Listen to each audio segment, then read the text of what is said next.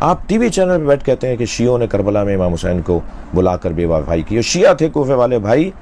بیٹا باپ کا شرعی ذمہ دار نہیں ہے اگر بیٹا بالغ ہے. 1400 سال پہلے والوں کا اگر حلیہ ہماری طرح تھا تو کیا ہم ان کے آج ذمہ دار ہیں؟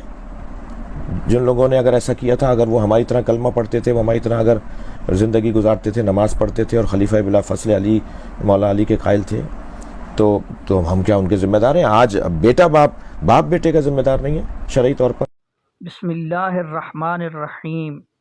1400 سال سے ہمارے علماء، ہمارے اکابرین، ہمارے شہداء، ہمارے قائدین نے ان کے مذہب کی معتبر ترین کتابیں کھول کھول کر، جلال عیون، کشف الاسرار اور بھی معتبر کتابیں ان کے مذہب کی کھول کھول کر بتایا کہ انہوں نے حضرت امام حسین رضی اللہ تعالیٰ عنہ کو قتل کیا. شیعوں نے حضرت امام حسین کے ساتھ بے وفائی کی. شیعوں نے حضرت امام حسین کو کوفہ بلایا اور وہاں پر ان کو قتل کر دیا. لیکن یہ لوگ اس بات کو ماننے کو تیار ہی نہیں تھے. یہ کہتے تھے کہ نہیں، ہم نے یہ کام نہیں کیا. لیکن آج ایک وقت ایسا آن پہنچا ہے کہ یہ اپنے جرم کا اعتراف خود ہی کر رہے ہیں. یہ خود ہی کہہ رہا ہے کہ اگر 1400 سال پہلے والوں کا حلیہ ہماری طرح تھا تو ہم کیا آج ان کے ذمہ دار ہیں؟ اگر 1400 سال پہلے والے علی ولی اللہ وصی رسول اللہ و خلیفۃ بلا فصل پڑھنے والے تھے تو کیا آج ہم ان کے ذمہ دار ہیں؟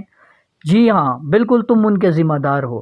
اس کی زندہ مثال میں آپ کے سامنے پیش کرتا ہوں کہ حضور صلی اللہ علیہ وسلم کے زمانے میں جب حضور صلی اللہ علیہ وسلم نے یہودیوں سے کہا وَإِذَا قِيلَ لَهُمْ آمِنُوا بِمَا أَنزَلَ اللَّهُ قَالُوا نُؤْمِنُ بِمَا أُنزِلَ عَلَيْنَا وَيَكْفُرُونَ بِمَا وَرَاءَهُ. یہ قرآن مجید کی آیت ہے جس میں حضور صلی اللہ علیہ وسلم نے فرمایا تم ایمان لے آؤ بما انزل اللہ، جو اللہ کی طرف سے نازل ہوا، انؤمن بما انزل علینا ویکفرون بما وراء.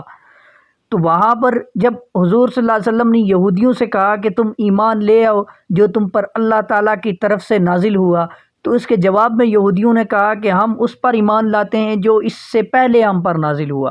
پھر آگے جا کر جب ان نے حضور کی بات کو نہیں مانا تو حضور صلی اللہ علیہ وسلم سے اللہ تعالیٰ نے خطاب کرتے ہوئے کہا قُلْ فَلِمَ تَقْتُلُونَ أَنْبِيَاءَ اللَّهِ مِنْ قَبْلُ إِن كُنْتُم مُؤْمِنِينَ. اے نبی قُلْ فَلِمَ تَقْتُلُونَ أَنْبِيَاءَ اللَّهِ، اے نبی کہہ دیجئے کہ اگر تم مومن تھے تو تم نے انبیاء کو اس سے قبل قتل کیوں کیا. قُلْ فَلِمَ تَقْتُلُونَ أَنْبِيَاءَ اللَّهِ، اے نبی کہہ دیجئے کہ تم نے انبیاء، اللہ کے انبیاء کو قتل کیوں کیا. من قبل، اس سے قبل، ان کنتم مؤمنین، اگرچہ تم مسلمان تھے.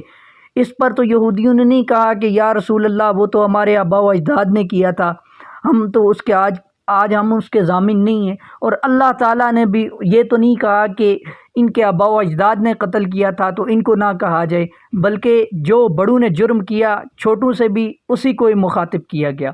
تو میں بھی آج اس سے یہی کہنا چاہتا ہوں کہ اگر تم مومن ہو، اگر تم خود کو سچا پکا مسلمان کہتے ہو، اگر تم خود کو محب اہل بیت کہتے ہو، اگر تم خود کو حسینی کہتے ہو، تو تمہارے آباء و اجداد نے حضرت امام حسین رضی اللہ تعالیٰ عنہ کو کوفہ بلا کر قتل کیوں کیا، ان کو شہید کیوں کیا، ان کے ساتھ بے وفائی کیوں کی. پھر یہ ایک بات اس نے اور کی کہ آج باپ بیٹے کا شرعی ذمہ دار نہیں ہے. یہ بات تو بالکل درست ہے کہ اگر بیٹا کوئی جرم کرتا ہے تو اس کا ذمہ دار باپ نہیں ہے، اس کے جرم کی وجہ سے اس کے باپ کو برا بھلا نہیں کہا جائے گا. لیکن اگر کوئی باپ جرم کرتا ہے، کوئی بڑے بزرگ آباء و اجداد، دادا پردادا کوئی جرم کرتے ہیں، تو ان کی جو آگے اولاد ہوگی، ان کی جو نسل ہوگی، اس کو یہ کہا جائے گا. یہ اسلوب ہمیں قرآن سے ملا ہے، قرآن نے ہمیں بتایا ہے.